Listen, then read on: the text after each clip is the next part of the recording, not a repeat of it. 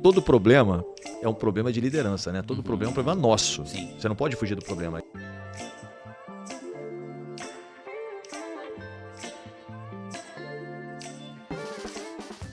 Está no ar mais um Conta Clube Cast, o seu podcast que fala sobre gestão de negócios e empreendedorismo. Afinal, empreender é um ato de coragem. E hoje estou aqui com ele, André Pivetti, dono da First Class, a maior empresa de cama, mesa e banho aí no nosso país. E eu queria, André, primeiro te agradecer. Seja bem-vindo aqui no nosso Conta Clube Cast, antes de mais nada. Muito obrigado pelo convite, Douglas. É sempre um prazer a gente passar para as pessoas a nossa história para que mais e mais empreendedores acreditem que tudo é possível. Legal, legal. André, assim, já aproveitando, eu fui na sua palestra, adorei, aprendi muito ali com você. E naquela palestra eu pude conhecer o André por trás da grande empresa. E senti você um cara assim, extremamente entusiasta em falar de empreendedorismo. Por que disso? Verdade, porque o empreendedorismo move o país. Move o país, né? As pessoas podem transformar uma nação inteira através disso. Então, todas as vezes que a gente que realmente empreende de verdade puder ter voz e puder estar falando, é muito importante para as várias e várias pessoas que têm vontade de empreender no país. Se você tiver ideia, por exemplo, são quase 15 milhões de empresas no país. É muita coisa. Então, é muito importante, assim como eu já me inspirei e me inspiro em muitas pessoas, as pessoas também terem pessoas para ser inspiradas e para inspirar, entendeu? Sem dúvida nenhuma, faz total diferença. E falando em inspiração, eu queria que você pincelasse mesmo a sua história. Não tem como sair daqui sem aprender um pouco do teu caso de sucesso que é hoje. Você quer que eu fale desde que parte? Vamos embora. Eu queria muito da parte do lavador de carros aí, que não tem como fugir disso. Na verdade, Deus vai sempre conversando, vai encaixando a nossa vida, né? Eu sou um ex-lavador de carros, eu tenho uma honra de falar isso. Eu trabalhava em São Paulo, na Avenida Senador Queiroz, com a Avenida Prestes Maia. Você é paulista mesmo? Sou paulista. Eu falo porta a portão e por quê? Porque eu moro aqui desde os 16 anos, né? Que é carioca. Era muito difícil arrumar uma namorada muitos anos atrás, falando porta, portão. E aí eu fui treinando. E lá atrás, né, quando eu lavava carros, com 13 anos, eu lavava carro esse estacionamento era em frente ao escritório da Hering. E eu lavava carro dos vendedores da Hering. Legal. Então, enquanto eu lavava esses carros, eu perguntava para esses vendedores como era aquele dia a dia deles. E eles me explicavam. Anos depois, né, eu me mudei para o Rio de Janeiro. A minha mãe era separada do meu pai, a gente vivia num ambiente muito ruim dentro de São Paulo, minha mãe com o ex-marido dela. E eu me mudei para cá. Fiquei anos sem encontrar meu pai, dos 8 aos 16 anos praticamente, eu não tive contato com meu pai. Voltei a ter contato com meu pai através das páginas amarelas, que hoje eu não sei nem se existe mais, mas a galera de 50 anos vai saber o que eu estou falando. E me mudei para o Rio de Janeiro. Eu tinha o hábito de comprar o Jornal Globo todos os domingos. E num desses dias eu comprei e vi o anúncio da Hering, que contratava vendedores com no mínimo 5 anos de experiência de varejo, com carro com até 2 anos de uso, e com o nível universitário completo. E você tinha essa experiência toda? E era exatamente o que eu não tinha, né? Mas aquilo ali, na verdade, eu me senti dentro daquele emprego, eu me dediquei de unhas e dentes, eu apostei que eu era capaz de entrar, participei desse processo de seleção, não limitei a minha cabeça, né? Então isso é muito importante para as pessoas que estão ouvindo, que muitas vezes a gente fala não para a gente. Sim. E se eu tivesse falado não para mim porque eu não tinha carro, ou porque eu não tinha nível universitário completo, ou porque eu não tinha experiência, com certeza eu não estaria aqui sendo entrevistado por você. Questão da síndrome do vira-lata, né? Eu também vim de baixo e por muitas das vezes, alguns lugares, quando eu acessava, eu falava, esse lugar não é para mim, esse lugar não tem como eu conseguir. Tinha muito disso. Mas graças a Deus, assim, com pessoas, com ajuda, com outras, conhecimento mesmo, eu falei, não, é para mim sim, eu posso conquistar. E a gente vai avançando. Porque as pessoas sempre se limitam, né? E 80% dos problemas que a gente acredita que vai ter, acaba não existindo. Verdade. E isso foi determinante lá atrás, porque assim, eu participei desse processo de seleção, não tinha a menor condição de entrar, se você fosse ler o currículo, graças a Deus alguém não leu. E acabei entrando na Hering, aquilo foi determinante, mudou a minha vida, né? Mudou a minha vida, porque ali eu comento sempre que eu era um jogador de várzea que acabei sendo contratado pelo Flamengo. Inacreditável, mas aconteceu, e ali eu me dediquei de unhas e dentes e mudou a minha vida inteira a partir daquele momento. E a gente não pode nunca achar que o momento que a gente está passando, a situação que a gente está vivendo, vai limitar a nossa vida. A gente é do tamanho dos nossos sonhos. Legal. E aí na Hering você foi crescendo, se desenvolvendo, acredito eu. E em que momento você falou, não, vou sair daqui, vou abrir um negócio? Como é que foi a próxima etapa dessa história? Isso foi bem legal. Assim, logo que eu entrei na Hering, eu já percebi que eu não tinha a menor vontade, a menor vocação de ter uma carreira dentro da Hering ou dentro de qualquer outra empresa. Eu comecei a visitar empresas de varejo e fiquei apaixonado pelo varejo. Aliás, fiquei e sou apaixonado pelo varejo. E ali eu falei, comecei a entrar em todas as lojas de maneira muito intencional, querendo entender como era ser lojista. Tá. Então, do mesmo jeito que anos atrás eu fiquei perguntando para os vendedores da Hering como era o trabalho deles, eu perguntava intencionalmente para os meus clientes como era ser lojista, quais as dores que eles tinham. O tempo foi passando e um ano depois, eu também, através do Jornal Globo, eu vi um anúncio da Dulorem. A Dulorem estava contratando vendedores. Só que, diferente da Hering, a gente tinha um percentual de comissão e o resultado de salário era quase 3 vezes maior do que o resultado de salário da Hering. Também me candidatei através do jornal, fui passando Agora nas o currículo já estava mais robusto. Só né? que aí eu já era vendedor da maior empresa têxtil do país, né? Então, Legal. assim, aquele cara que, na verdade, era um cara que não tinha condição nem de ser boy da Hering, em um momento, meses depois, já era um cara com um currículo maravilhoso, porque eu estava como vendedor da Hering. E aí você abriu a Dulorem e conseguiu. Mas que momento chegou, por exemplo, no negócio da First Class? Assim, Então, a primeira passagem foi a Hering, depois eu fiquei 2 anos e meio na Dulorem. Tá. Depois da Dulorem, eu fui trabalhar na Teca, cama, mesa e banho, que na época era a maior empresa de cama, mesa e banho do país e a segunda maior do mundo. Ali na Teca, quando eu comecei a trabalhar com cama, mesa e banho, ficou muito claro para mim que tinham 2 modelos de negócio. Tá. Eram as lojas populares de departamento e hipermercados que vendiam produtos muito populares e algumas poucas lojas que vendiam produtos melhores, mas muito caros, muito inacessíveis à imensa maioria da população. E eu percebi ali, eu falei, pô, tem um espaço aqui que se alguém fizer um baita de um produto com preço mais justo, tem um oceano azul para trabalhar, entendeu? Descobrindo o oceano azul ali de oportunidades, de uma coisa que já existia desde então, mas você conseguiu. Um negócio de commodity, só que na verdade eu furei a bolha. E ali eu abri a primeira loja, abri essa primeira loja no Nova América, era na época Nova América Outlet Shopping, era um modelo de outlet, o Nova América começou como outlet. E o que eu fazia? Eu sempre gostei de produto bom. Eu comprava produtos bons, mas vendia produtos na porta da loja muito barato, muito barato. Eu não tinha margem nenhuma, zero. Inclusive muito com produto isca mesmo para poder chamar. Exatamente. Na época era boi de piranha, né? Hoje virou produto isca. Gourmetizaram. Exatamente. Mas isso começou a me dar diferencial competitivo em relação ao mercado. Os concorrentes me odiavam. Aliás, é uma coisa até triste, porque eles odiavam porque eu fazia diferente, né? A loja era muito feia, porque eu não tinha dinheiro para comprar móvel. Eu fazia os meus móveis nas caixas de papelão. Eita. Mas o produto era bom, né? Esses o produto era são bom. Maravilhosos, que eu gosto de pegar dos detalhes, assim.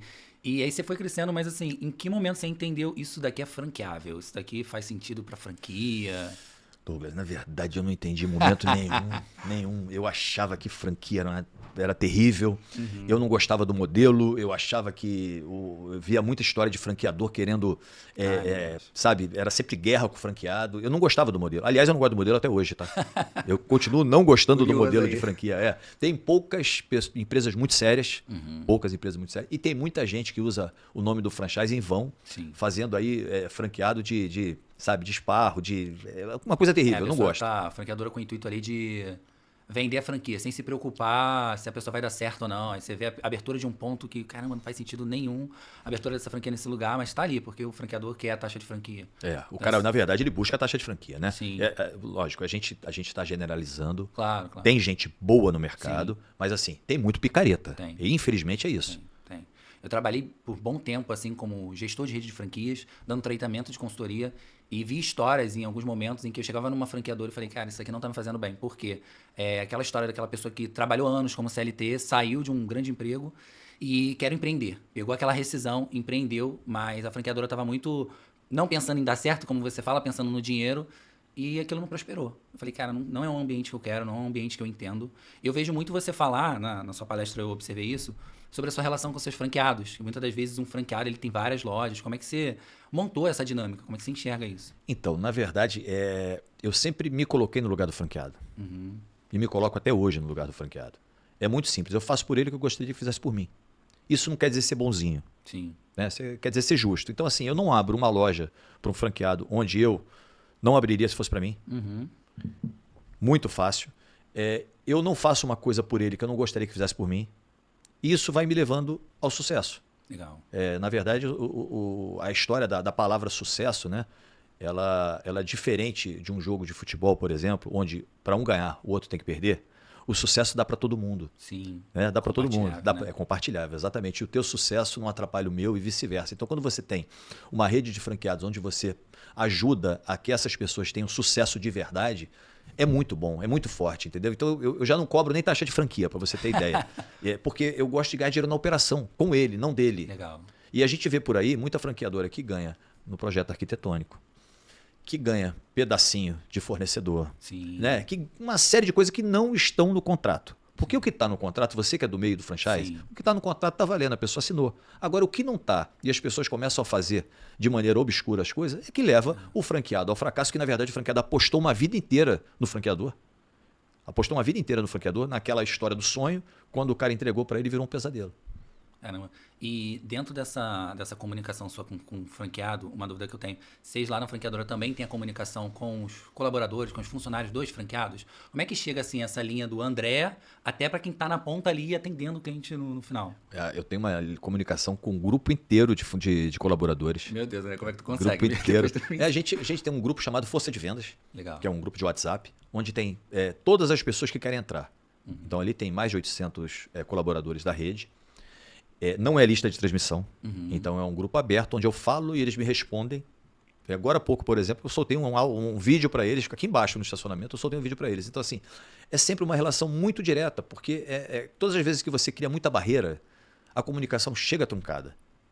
Você sabe disso. Sim, então, sim. é muito mais simples a gente falar de uma maneira direta e reta com todo mundo. Lá no escritório eu sou contador, obviamente, trabalho com contabilidade, também estou me formando em direito, mas eu falo que uma grande oportunidade que eu vi no segmento contábil foi os clientes falando, Douglas, olha, meu contador fala, mas eu não consigo entendê-lo. Porque ele fala o contabilês, o juridiquês, falei, ele não está se comunicando. Ele acha que está se comunicando, mas não está, porque a comunicação, a outra parte precisa entender.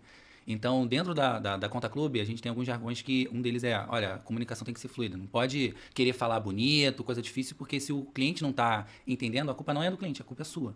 Então, essa ideia da sua comunicação, do seu entendimento, acho que faz total diferença.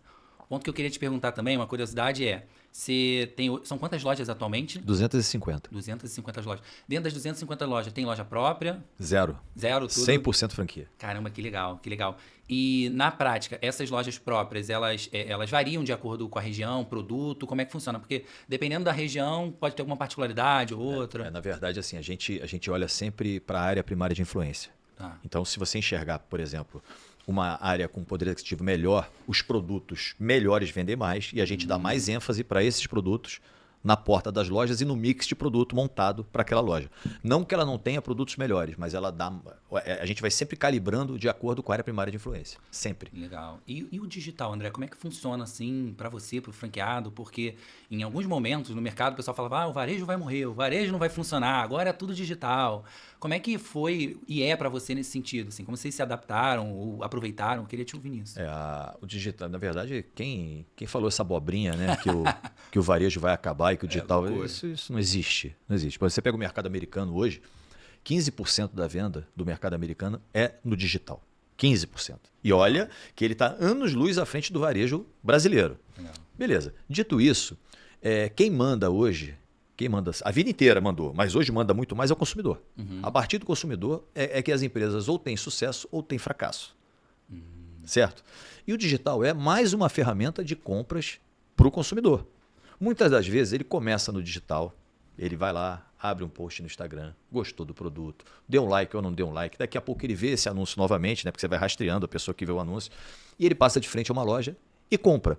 Como acontece o inverso. Às vezes essa pessoa é influenciada pela loja, mas ela estava correndo. Lembra da loja em casa através de um anúncio do Instagram, entra no site e compra. Então, assim, a gente precisa, na verdade, estar apto para atender os consumidores de todas as formas possíveis. Legal, você falou de Instagram agora, e mais uma curiosidade aqui é que eu vejo que você está muito antenado, aparecendo nas redes sociais e tudo mais. Sempre foi assim? Foi algo que você se adaptou? Quero te ouvir. Eu quero saber se você já assistiu os Flintstones. Já. Então, eu era o Fred. Eu não ligava para a rede social até um ano atrás. As minhas redes sociais não, né? Meu Instagram era fechado. De repente eu abri o Instagram, eu tinha perto de 2.000 seguidores. E comecei a entender a respeito do mundo digital. Na verdade, a história é pior do que essa, tá? Eu fui fazer um treinamento no G4 Educação. Legal. Chamado Founder-Led Growth. Não, é o GE, é Gestão Estratégia. Founder-Led Growth fiz esse ano, troquei aqui a ordem. É tanto treinamento que ele tá... Ano passado foram 13 treinamentos, esse Caramba. ano já foram 4. Eu estou indo para o 5º semana que vem. Então, assim, eu fui fazer esse treinamento em São Paulo e tinha uma sala com 150 empresários do Brasil e ninguém conhecia a minha marca. E todo problema é um problema de liderança, né? Todo problema é um problema nosso. Sim. Você não pode fugir do problema. E eu falei assim, poxa, de duas uma. Ou eu me modernizo, ou eu entro nesse mercado digital, ou eu vendo a empresa. E está tudo certo. Porque no final do dia a decisão é minha. Tanto para continuar, quanto para vender a empresa. E eu tinha essas duas opções. Empresa, Sim. bem obrigado, líder de mercado.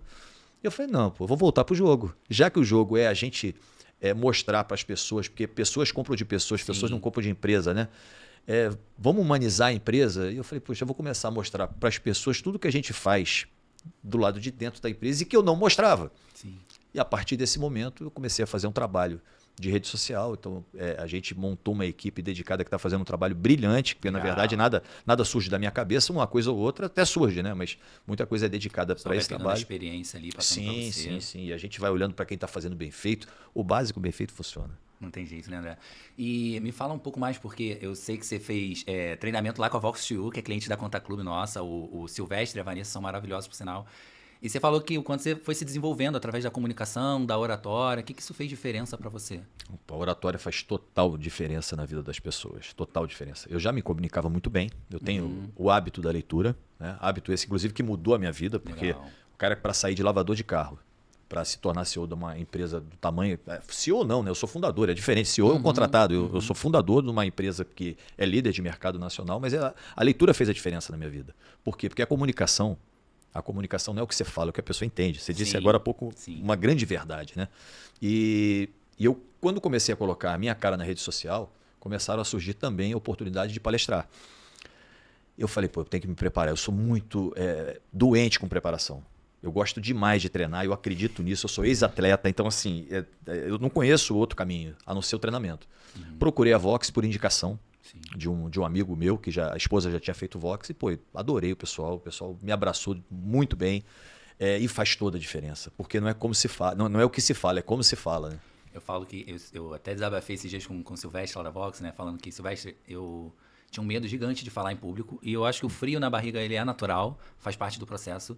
Mas o meu medo era um medo, assim, que virava doença mesmo. Porque quando falava, Douglas, você vai precisar se apresentar, eu travava, assim. Era uma coisa que... um podcast pra mim era algo muito fora da curva. E aí, graças a Deus, eu procurei ajuda psicológica, né? E aí o psicólogo falou, Douglas, deixa eu tentar entender. Porque em dado momento da sua história, você falou que era um aluno que se comunicava bem, falava, apresentava ali na escola os trabalhos e por aí vai. O que aconteceu que você sente que foi uma trava? E aí você falou um pouco do processo seletivo da Hering. Eu lembrei de um processo seletivo que eu vivi, André, que foi para uma grande empresa do mercado contábil e eu passei de todo o processo técnico ali, eu falei a parte da contabilidade, a parte técnica em si eu fui aprovado em tudo. Em dado momento, falaram, Douglas, olha, a última etapa vai ser uma apresentação sobre a sua história de vida até aqui. Era garoto, com 20 anos, eu falei, tá ótimo, vou contar a minha história e por aí vai. Bom, meus pais foram criados na comunidade do Morro do Juramento, eu falo isso com orgulho mesmo, e eu também tive a minha infância ali. E eu contei a minha história. Minha história foi de um garoto dentro de uma comunidade que, caramba, brincou de tudo, jogou ping-pong ali com aquela tábua de madeira que pra mim era a melhor brincadeira do mundo, jogava bola, corria, brincava e por aí vai. Eu vivi muito bem a minha infância, apesar de todos os desafios que se existem dentro de uma comunidade, mas eu fui muito feliz. Eu contextualizei um pouco disso, eu fui o primeiro a me apresentar. Eu falei assim com uma alegria e eu treinei muito, como você falou, eu treinei muito para poder me apresentar. Só que eu fui o primeiro. André, quando foi o segundo a apresentar, ele contou a história. Poxa, olha, sou eu aqui, mais novo, com meu pai na Disney, a gente com Mickey, com Pateta, com vários ali. Eu falei, caramba, legal, Disney. Eu nunca fui nem pra Arraial do Cabo. Nossa, que distante e tal. Aí chegou o terceiro e foi lá e pontuou que viajou o lugar e nananã. Todos os entrevistados ali tinham uma história ali, muito mais, entre aspas, incrível do que a minha pra contar. E eu saí dali arrasado, cheguei pra pessoa do RH e perguntei, poxa, mas eu fui tão bem, eu fui nas provas, fui tão bem, por que eu não fui aprovado, por que eu não fui aceito nessa entrevista? Ele falou, Douglas, você foi maravilhoso, qual o seu problema? Você não tem bagagem cultural, você não tem uma história que vai atrair um cliente nosso. Aí eu falei, caramba, que isso pra mim foi uma trava, criou-se uma trava, dali então tinha uma dificuldade muito grande pra poder me apresentar. Só que aí eu poderia ficar nesse processo, nesse trauma, nesse desafio a vida inteira. Eu falei, não, quero sair disso. Porque não dá, eu quero crescer, eu quero ter o meu próprio negócio. Sempre foi um sonho meu de ter um escritório de contabilidade, segmento de franquia. Eu via muito essa possibilidade de criar a Conta Clube. E eu falei, eu preciso sair disso, porque o dono precisa aparecer, preciso me apresentar. E aí fui lá, pedi ajuda ao Silvestre, pedi ajuda a pessoas de alguma certa forma e comecei a me apresentar. Porque, cara, não tem jeito. Se você se prender às limitações que muitas das vezes você cria, ou que criam pra você, você se trava. E dentro dessa história, assim, graças a Deus, eu não entrei num grande escritório de contabilidade porque eu consegui criar o meu escritório de contabilidade. Eu fico muito feliz pela rejeição nesse sentido. Eu ia falar até para você que graças a Deus eles não te aprovaram, porque isso foi de uma idiotice Por exemplo, eu teria contratado você, não teria contratado os outros. Legal. Porque uma pessoa que está no mesmo nível, Legal. que chegou com uma nota maior, apesar de ter sofrido muito mais do que os outros, já seria um grande motivo para estar trabalhando comigo. Então, assim, é muito de como a pessoa olha. Sim. E esse não que te trouxe até aqui, né? E o sangue nos olhos, assim, falo que faz total diferença. Por muitas das vezes eu também me vejo em alguns profissionais da minha equipe. Cara, essa pessoa realmente não teve tanta oportunidade, mas ela tem a vontade, ela quer fazer acontecer. De todas as histórias que eu escuto em podcast ou lá no escritório da Conta Clube, as que mais me encantam são essas, assim, aquela pessoa que ninguém dava nada e conseguiu construir uma coisa incrível, como no teu caso. E aí, aproveitando o gancho, assim, tem desafios que dentro desse processo do André, imagino que foram diversos desafios, mas algum desafio que você lembre, que fala, Douglas, esse daqui foi pauleira, mas eu consegui vencer. Alguma coisa que vem à tua mente? Cara, a gente desiste várias vezes, né? A gente tem várias derrotas. Todos os empresários têm, todas as pessoas têm. Só que às vezes você tem uma derrota durante o dia.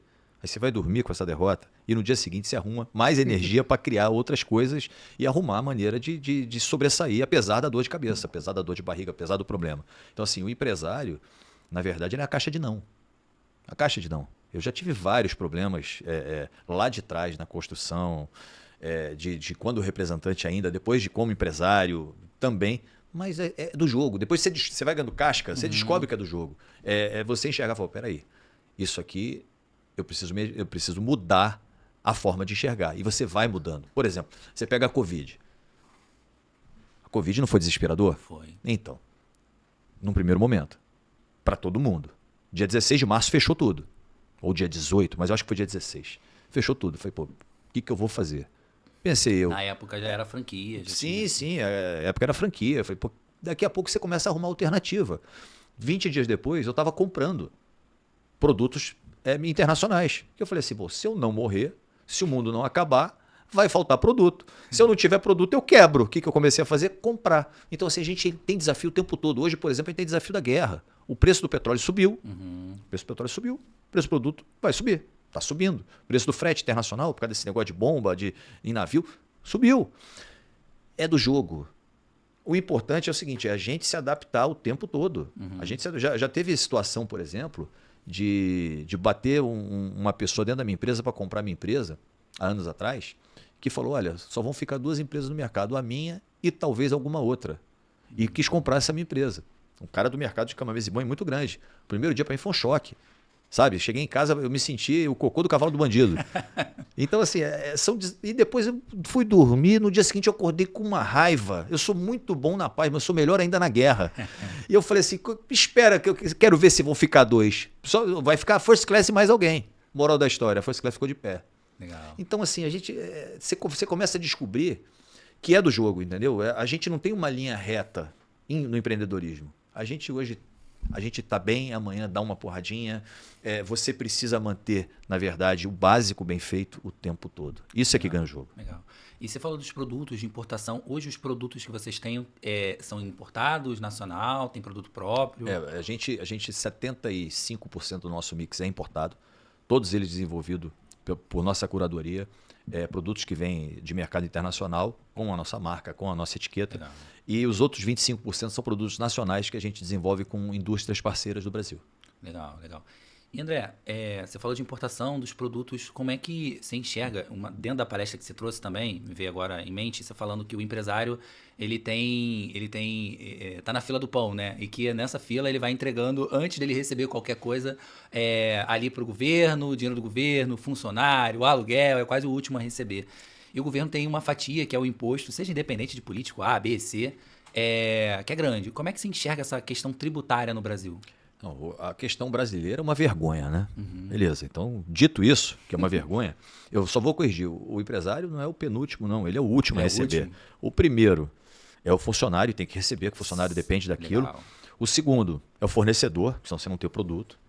O terceiro é o aluguel do shopping ou o aluguel da loja de rua, porque senão vão te despejar. O quarto é teu sócio majoritário, que é o governo, que toda hora quer comer mais. O leão nunca...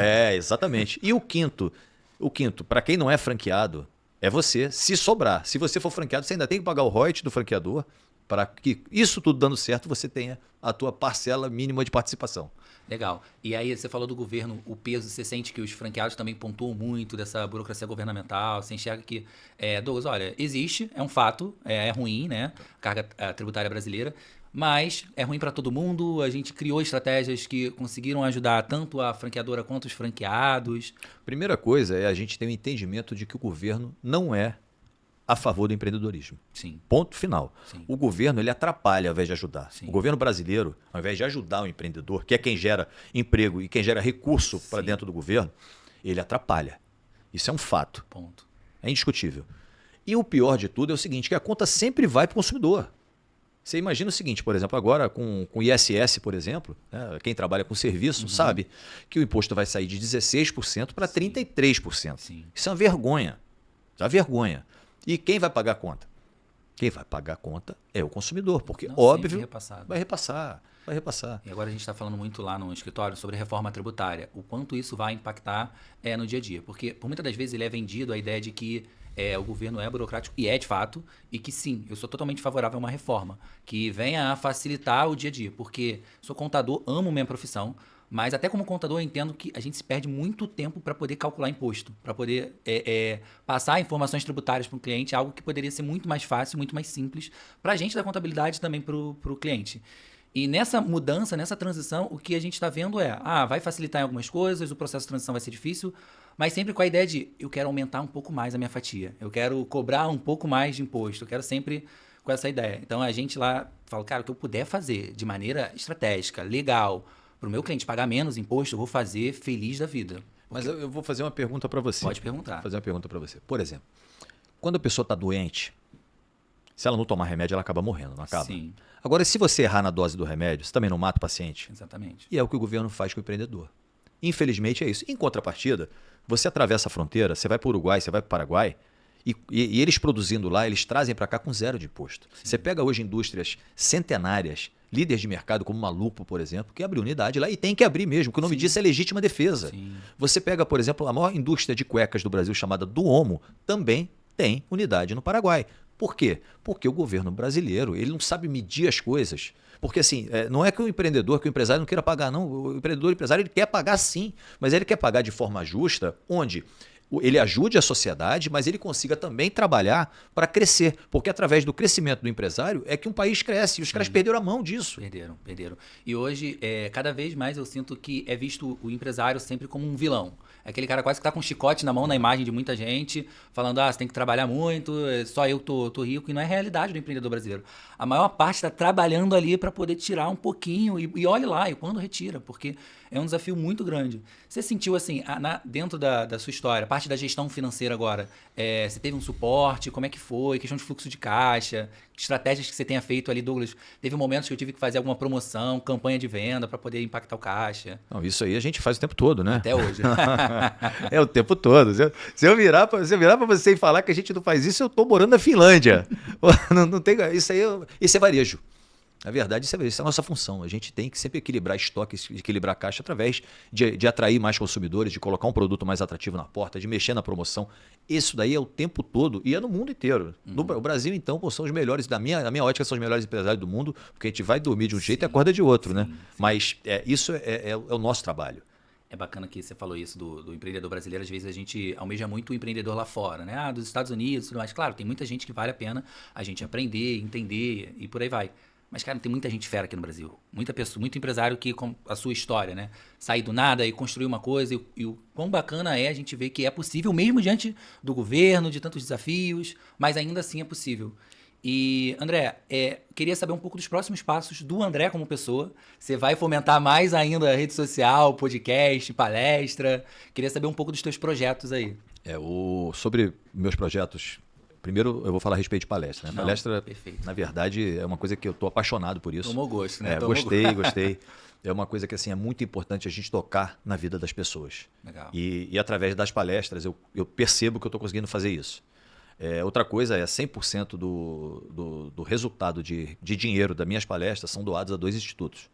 Que é o Instituto Zen Câncer e o Instituto Pedro Storani. Então, assim, eu faço realmente por paixão, eu faço para passar isso para as pessoas, porque é uma maneira que eu tenho de fomentar o empreendedorismo no Brasil. Porque a gente vê tanta gente por aí que nunca abriu um CNPJ contando história em rede social, tem muito, né? Que aí você começa a ficar animado. Fala, peraí, ele está contando história e o culpado dele estar contando história somos nós, empresários, que temos história e não contamos. Sim. Então, essa é a primeira coisa. Então, estou muito feliz com isso.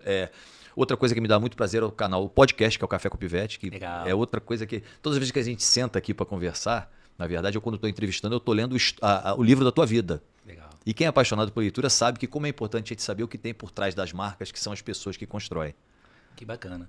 E na First Class, quais são os seus próximos projetos aí que você entende? Nós vamos nos tornar a número 1 do mundo digital através da omnicanalidade para os próximos 5 anos e nós vamos dobrar o tamanho da empresa. Caramba, né? Mais uma dúvida, assim, você tá falando isso daí e eu hoje, Douglas, consigo enxergar que é possível mesmo você conseguir, você acreditar. Mas o André lá atrás, lavando o carro, ele acreditava que conseguiria isso tudo? Como é que era a tua mentalidade, assim, nesse sentido? A mentalidade foi construída, né? A mentalidade foi construída. Eu era um garoto com uma mentalidade muito fraca, muito fruto do que eu vivia dentro da casa dos meus pais. Quer dizer, dos meus pais não, perdão, da minha mãe com o ex-marido dela. E aí, a partir de ter saído de dentro daquele ambiente e de ter caído dentro de uma casa que me acolheu, Legal. que foi a casa do meu pai, com a minha outra mãe, que eu chamo de mãe, que é a dona Marlene, e com os meus irmãos, que na verdade não são irmãos de sangue, mas são irmãos de vida, que é a Valéria, que é o Paulo, eu comecei a ter uma coisa que eu não tinha, que era brilho nos olhos. Meu pai me ensinou a sonhar, eu não sabia sonhar, eu sobrevivia lá em São Paulo, né? E eu comecei, a gente era vizinho, você morava no Juramento, eu morava no Vila Cosmos. Ah, legal, vizinho mesmo. Vizinho. Mas a gente não tinha um padrão de vida nada demais, mas não faltava nada ali no Rio de Janeiro. Meu pai era carregador de bagagem do aeroporto do Galeão. Só que meu pai me ensinou a sonhar. E essa família me acolheu como um membro dela. E a partir dali eu fui ganhando uma mentalidade que eu não tinha. Mentalidade de poder prosperar, de poder ter acesso às coisas, entendeu? E a leitura. Eu comecei a ler. E todas as vezes que eu lia um livro, esse livro me transportava para um lugar que eu não podia estar. E aí a cabeça que abre, ela não desabre mais, né? Você fala dos livros assim com brilho nos olhos mesmo. Eu sou apaixonado pela leitura. Você sempre busca a leitura realmente de vários aspectos ou no sentido mais focado mesmo de empreendedorismo? 100% intencional. 100% Legal. intencional. Eu não tenho uma leitura. Aliás, todo mundo que trabalha comigo, vira e mexe, eu reclamo. Tá lendo um livro, tá lendo romance, por exemplo. Tá lendo romance por quê? O que o romance vai mudar a tua vida? Bora, vamos perder o tempo lendo de uma coisa que vai te servir. Vai agregar, né? Assim, nada contra quem escreve romance, Por favor, pelo amor de Deus. por favor. Não leva pro coração, mas assim, é porque eu fico usando o meu exemplo, né? Eu comecei lendo Como Fazer Amigos e Influenciar Pessoas. Legal. Reli agora, há dias atrás, foi maravilhoso, porque foi importante demais a releitura, muitos anos depois. E os livros foram me colocando sempre em lugares melhores. Outra coisa que foi importante e é importante demais é a história da mesa. Você frequentar mesas, você frequentar ambientes onde você possa ter pessoas que vão te estimular a evoluir. Isso é ótimo, né? Eu comentei com você que ano passado eu fui para 13 imersões, esse ano eu estou indo para a 5ª. Caramba. Então, assim, isso é muito importante. Você começa a conhecer pessoas brilhantes, independente de saldo bancário, sabe? Mas Sim, pessoas com sim, história. E quanto mais história essas pessoas têm, mais humildes elas são. Legal. Isso é muito legal, né? Que você fala assim, pô, às vezes eu conheço um cara, vou dar um exemplo para você, eu conheço um jogador que jogou no Flamengo, que é de uma humildade que não existe. E às vezes a gente conhece um cara que era dolaria, nada contra dolaria, mas assim, sabe, que é de uma pseudo-arrogância. Então você vai começando a medir as pessoas pelo que elas têm por dentro. E quando isso é tão natural, porque assim, eu acredito que hoje na sua posição você sente também que tem pessoas que tentam se aproximar com segundas intenções, quero vender para o André, quero fechar negócio com o André. Você consegue diferenciar isso? É um desafio ou não? Nada, isso é moleza na mesma hora. Pelo amor de Deus. É na mesma hora. Porque como eu sou muito aberto, você viu que você me escreveu, eu te respondi. Sim. Né? É a minha forma de ser. Eu sempre fui assim e tenho certeza que eu vou continuar sendo assim. Mas com 2 minutos de conversa você percebe que é muito claro. Quem é intencional porque quer buscar alguma coisa que seja importante para ela, às vezes uma aproximação é legal. Você conhece gente nova, oportunidade de conhecer as pessoas e gente que está ali querendo alguma coisa que sabe que não faz sentido. E é aquilo que você fala, né? A frase, vou repetir, do dinheiro, né? Você se preocupar em dar certo primeiro, antes de questões financeiras. Tem muita gente que entra em rede de negócios, coisa do tipo, com aquele intuito de caçador. Opa, tô vendo ali, eu quero fechar negócio, vender para A, B, C. O cara fala, cara, mas como é que você vai agregar? O que você vai contribuir para o outro? Primeiro tenta servir para depois ser servido. Eu sinto muita falta, às vezes, disso. E essa questão do ambiente que você está falando faz total diferença. Quando você está num ambiente onde as pessoas pensam com essa mesma mentalidade de servir primeiro, nossa, faz muita diferença. Muita. E outra coisa, né? Agora com o negócio de rede social aberta, e meus vídeos toda hora passando em vários lugares, toda hora tem a história de alguém me chamando no direct para querer me mentorar de alguma coisa. Ai, meu Pelo Deus, amor de meu Deus. Deus. Assim, eu até... Primeiro, a palavra mentorar eu já não gosto. Eu já tenho... Eu já não gosto da palavra mentorar, sabe? Sim. Eu tenho antipatia por essa palavra. Jornada, mentorar, sabe? Jornada do milhão. Você fica vendo esses negócios e esse cara quer... Aí eu olho a história dele, porque o Instagram Sim, aberto, sim, eu falo, sim. pô, esse cara não é possível. O cara não tem história, sabe? Nunca chupou gelinho com ninguém e quer conversar com você como se fosse um cara que vai te trazer um monte de coisas. Cara, primeiro se aproxima, Sim. troca ideia, de maneira totalmente leve, entendeu? Mas, pô, vim os caras loucos nesse negócio de rede social, nesse negócio de guru de internet, cara, tem muito esse negócio. Tá muito isso. E tá na moda, infelizmente, porque a pessoa pega aquelas frases de efeito, coisa e tal, que não era contra, até porque eu também utilizo.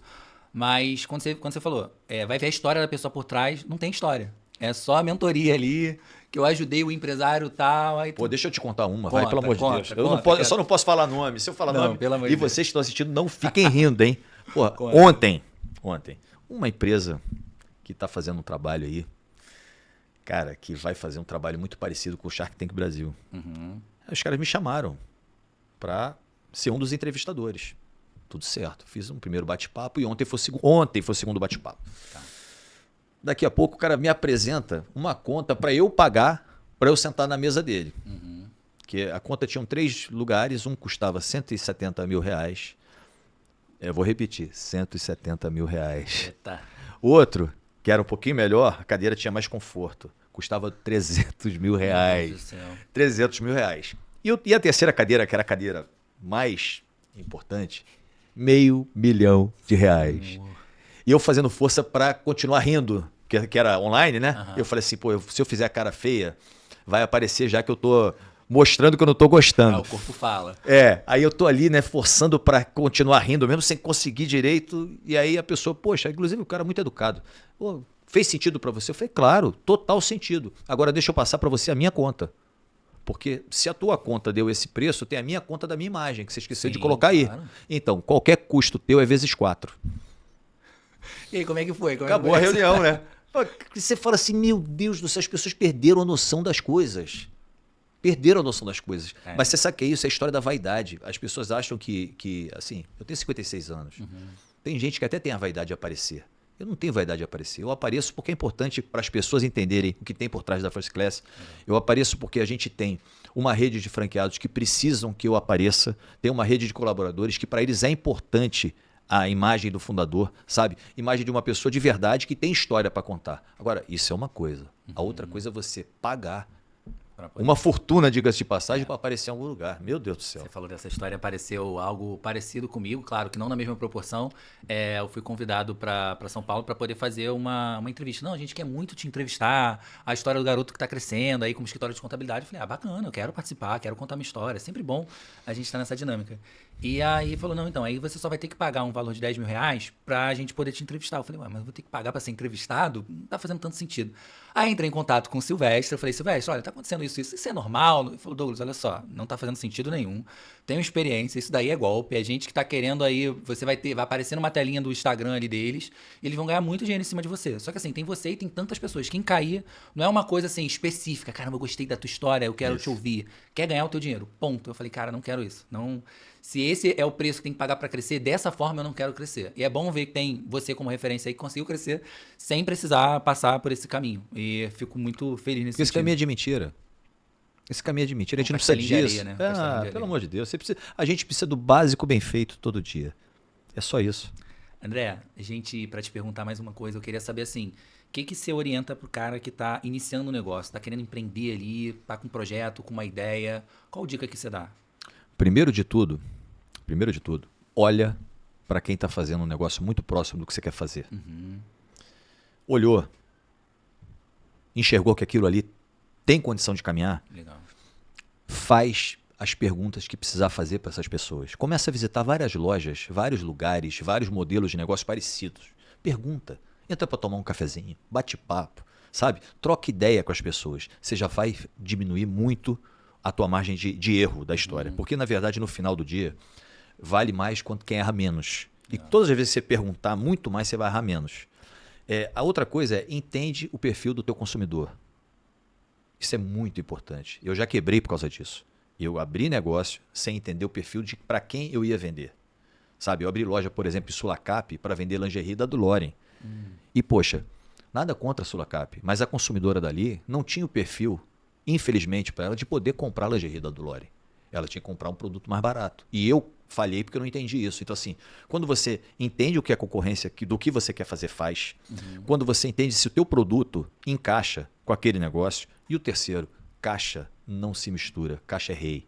Dinheiro da empresa é o dinheiro da empresa e o teu é o teu. Eu tô feliz de ouvir isso daí, porque o grande desafio que a gente enfrenta lá é a gente, pelo amor de Deus, separa a vida pessoal da empresarial, porque isso, inclusive, pode gerar impactos não só financeiros, mas jurídicos dentro do teu negócio, porque quando uma empresa, né, quando mistura pagamento ali da escola do filho, gasto pessoal, passeio, viagem, por aí vai, e se você tiver qualquer problema, seja com um credor, seja com o governo, o que for, o que um banco, por exemplo, que você está devendo, ele pensa, olha, se você que é empresário não respeita o seu próprio dinheiro, eu não vou atacar só os seus bens empresariais, eu vou também nos seus bens pessoais. Que se você não respeitou, por que eu vou respeitar?